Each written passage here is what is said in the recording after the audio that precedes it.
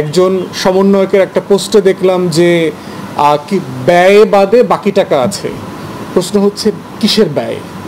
বলা তো হচ্ছে এখনো কোনো টাকা খরচ করা হয় নাই, তাহলে কোথায় কিভাবে ব্যয় হয়েছে? ইতিমধ্যে আমরা বিভিন্ন সূত্রে জেনেছি যে ত্রাণ তহবিলের টাকা এদিক সেদিক হয়েছে। দু একজন সমন্বয়ক ইতিমধ্যে বিদেশে গেছেন, তাদের ছবি টবি দেখলাম, তাদের ব্যাগ, তাদের খুব দামি ব্যাগ ট্যাগ নিয়ে অনেক কথাবার্তা হয়েছে যে গুচির এত এক্সপেন্সিভ ব্যাগ কেনার সামর্থ্য এরকম একটা মধ্যবিত্ত নিম্ন মধ্যবিত্ত পরিবারের ছেলে মেয়েদের থাকতে পারে কিনা। জুমার নামাজে কত কালেকশন হয়, পরের জুমাতে মসজিদগুলো বলে দেয় যে গত জুমাতে আমাদের 10,000 টাকা, 12,000 টাকা, 30,000 টাকা আমাদের কালেকশন হয়েছে। তো সেই জায়গাতে নাম চেনাহীন ব্যক্তিরা যদি বসে চেয়ার টেবিল নিয়ে, যাদের কোনো অ্যাকাউন্ট নাই, সংগঠনের নাম নাই, সেই সব জায়গাতে ত্রাণ তহবিল কালেকশন করাটা খুবই রিস্কি, কিন্তু কাজটা মহৎ এবং মহৎ কাজ বলেই বাংলাদেশের মানুষ সেখানে কোটি কোটি টাকা দান করেছেন। সমস্যা যেটা দাঁড়িয়েছে, আমরা দেখতে পেলাম যে সেই টাকাগুলো 3টা অথবা 4টা ব্যক্তিগত অ্যাকাউন্টে আছে। প্রশ্ন হচ্ছে এইটার অ্যাকাউন্টেবিলিটি কিভাবে থাকবে? ওনারা কি ব্যাংক স্টেটমেন্টের কপি প্রডিউস করেছেন?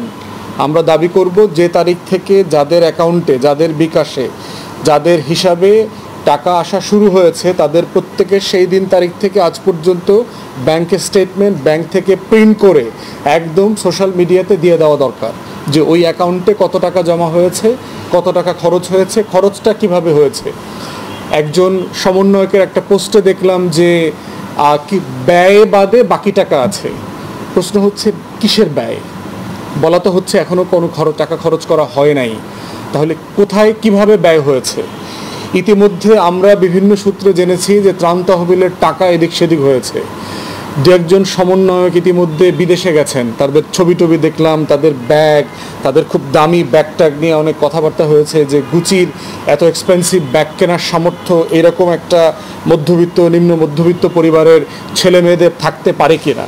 অতএব অনেকগুলো প্রশ্ন জড়িয়ে আছে।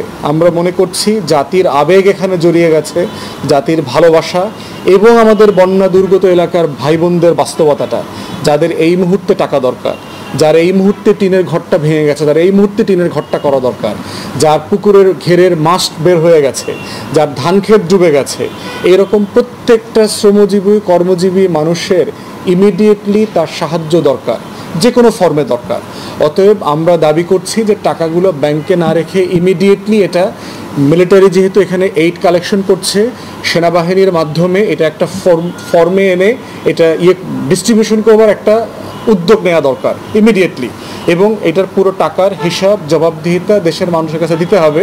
কারণ ছাত্র সমাজের প্রতি জনগণের যে আস্থা, ভালোবাসা, সম্মান আছে, সেটা গ্র্যাজুয়ালি যেভাবে কমে যাচ্ছে, এই ঘটনাটার কারণে এটা আরও কমে যাবে যদি এটা একটা সুন্দর ব্যাখ্যা, স্বচ্ছতার সাথে, জবাবদিহিতার সাথে জাতির কাছে দেয়া না হয়। টিএসসিতে ছাত্র যারা আছেন তারা বিভিন্ন প্ল্যাটফর্মে বিভিন্ন জায়গায় চেয়ার টেবিল দিয়ে বন্যার সময়টাতে তারা ত্রাণ সংগ্রহ করেছেন এবং মানে অসাধারণ রেসপন্স পেয়েছেন জনগণের কাছ থেকে।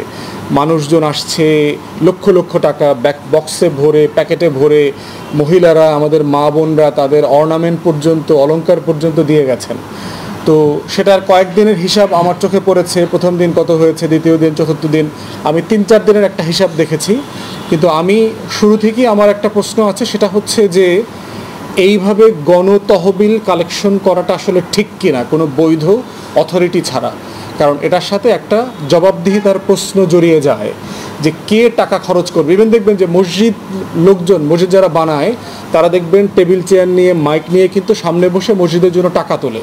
সেই মসজিদের কিন্তু একটা মসজিদের অ্যাকাউন্ট থাকে, সেই মসজিদের কিন্তু একটা কমিটি থাকে, সেই মসজিদের ইমাম মুয়াজ্জিন আছে, মুসল্লি আছে, যারা জিজ্ঞেস করতে পারবে। প্রত্যেক জুমায় দেখবেন জুমার নামাজে কত কালেকশন হয়, পরের জুমাতে মসজিদগুলো বলে দেয় যে গত জুমাতে আমাদের 10,000 টাকা, 12,000 টাকা, 30,000 টাকা আমাদের কালেকশন হয়েছে।